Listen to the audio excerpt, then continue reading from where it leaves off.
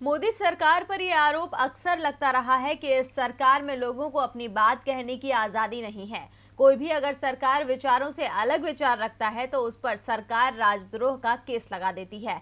लेकिन अब इसे लेकर अमेरिकी थिंक टैंक फ्रीडम हाउस ने अपनी एक रिपोर्ट में कहा है कि भारत में लोगों की स्वतंत्रता पहले से कम हुई है। तो क्या है पूरी खबर और मोदी सरकार को लेकर क्या कहा अमेरिकी थिंक टैंक फ्रीडम हाउस ने, देखिए इस रिपोर्ट में। मोदी सरकार पर विपक्ष लगातार आरोप लगाता रहा है कि मोदी सरकार में आम आदमी को बोलने की आजादी नहीं है।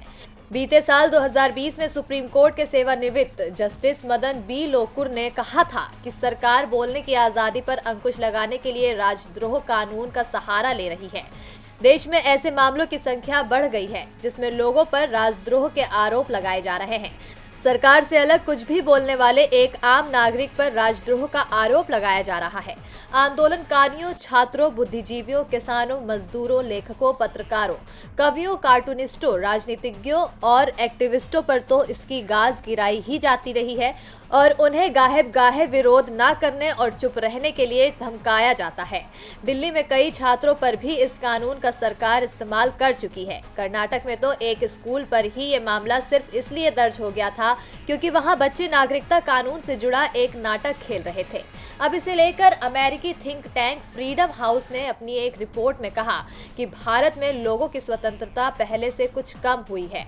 रिपोर्ट में कहा गया कि भारत एक स्वतंत्र देश से आंशिक रूप से स्वतंत्र देश में बदल गया है। दरअसल इस रिपोर्ट में पॉलिटिकल फ्रीडम और मानवाधिकार को लेकर कई देशों में रिसर्च की गई थी। रिपोर्ट में स्पष्ट लिखा है कि साल 2014 में भारत में सत्ता परिवर्तन के बाद नागरिकों की स्वतंत्रता में गिरावट आई है।